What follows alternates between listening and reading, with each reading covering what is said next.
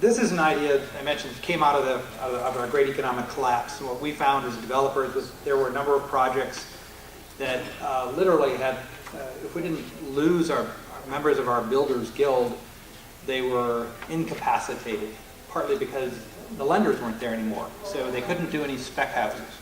So that's really a situation that still is very much the case today. Most builders can do one at a time, and they sell the house, and one at a time sell the house. They usually are using some of their own capital or some private equity in order to get the spec house going. And what we found is that that's really become a bit of an issue because you can't get the pace to sustain the projects. So even projects that are quite successful, large projects where they might be 500,000, 1,500 units in scale, even if they look like they're successful on the outside, if you talk to the actual developer who's doing them, they're all trying to figure out how do you increase capacity.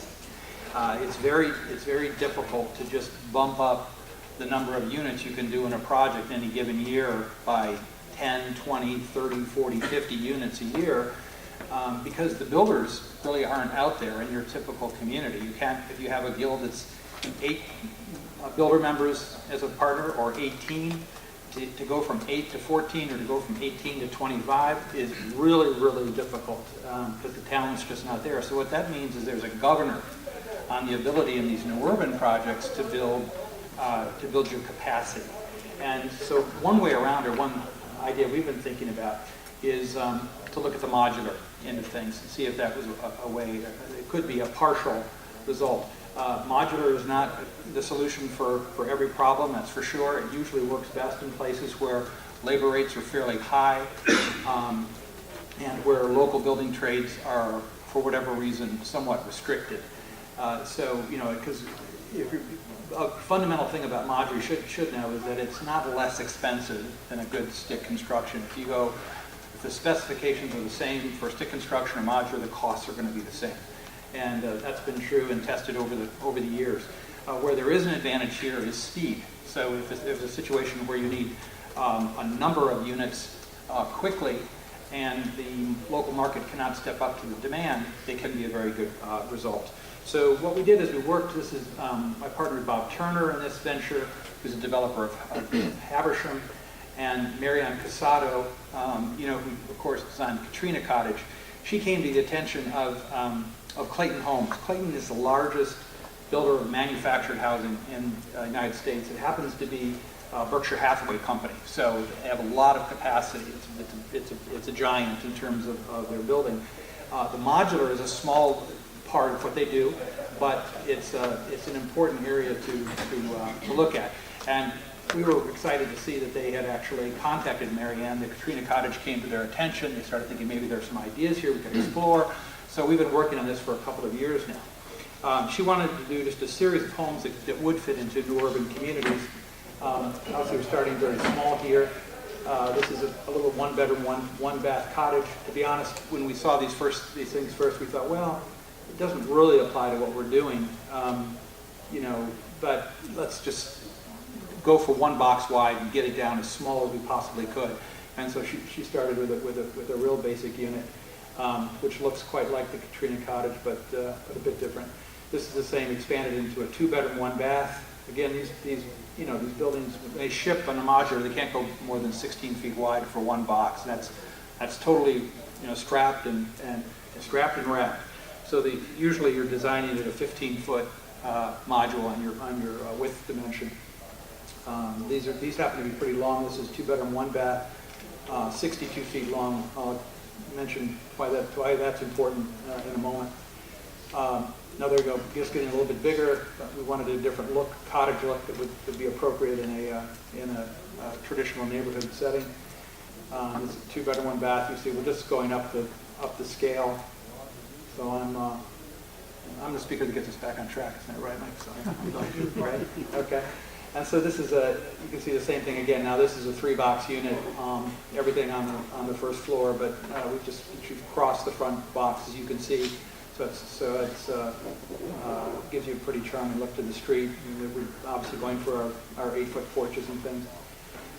Three bedroom, two bath. This is another one I'll just focus on for a minute because this unit and the smaller unit came into become quite important. What happened was when we were in the middle of developing these units, we were contacted by a city called Union Beach, New Jersey. Union Beach suffered from the Hurricane Sandy. It was one of the small towns, a blue-collar town, very modest town with modest houses, but it was really damaged dramatically in the storm, and many houses wiped out.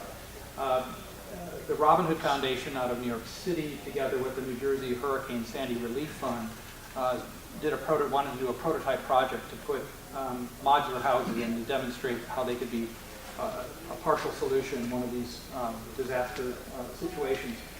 And the reason this unit was important and the smaller one was because price was really critical. Because these were people that basically were being put back into a house that would had to mirror what they lost.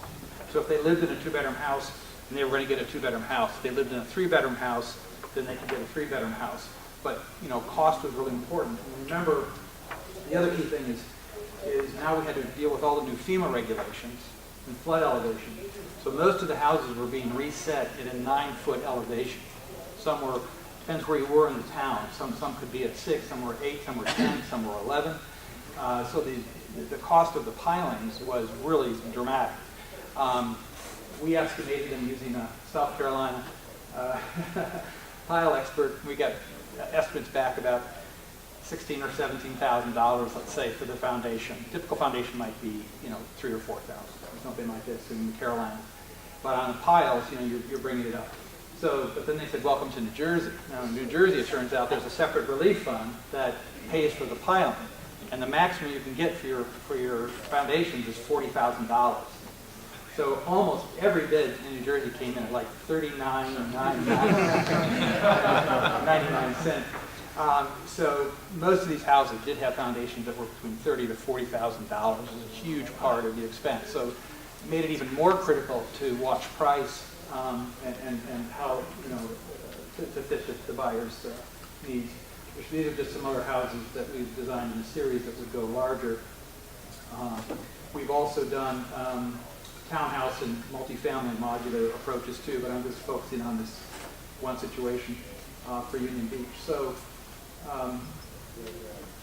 here we are. This is one of the really interesting things about modular. As I say, it's not for every place, but because it was such a modest town, such an interesting place, it was mostly defined by 25-foot lots, 25 by 100. So they were just tiny little cottages that were there, built mostly in the 40s, I would say.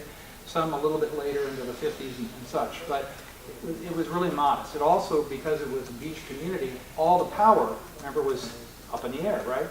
So remember now what we're doing is we're lifting 62-foot boxes over power lines. So you've got the Jersey Power involved, and you've got the Verizon people out there and the Comcast cable people out there. Everybody had a stake in the game. It's also, the street grid, if you went there, would be something that all the new urbanists would be so happy to see. And such tight little proportions, isn't that wonderful? You won't speed too much because the streets are so narrow. Well, that's great, but when you talk modular, it's tough. So I wanted to show you this one. Most of the work we did on the ground, building a unit is the easy part. The hardest part was analyzing the routes we had to take with every house to every site to be able to get around these corners. And this was a special contractor. You have your set contractor, but this is your transport contractor who just takes it from a staging area to the site. And in this condition, he has a special machine. You can see he and his son are running it here. His son's running the operation. That's the dad kneeling down.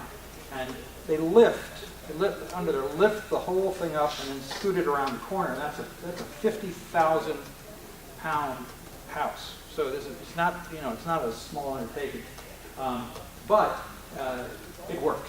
We had enough planning. We ran the routes with all these guys, with all the police officers, everybody else that was involved in how they would do it. They worked as a team. Union Beach has a great administrator that runs it that really got so much volunteer help and everything else, and coordinated so all these units were brought in basically on the same day, or within a week, they were all brought in to the site.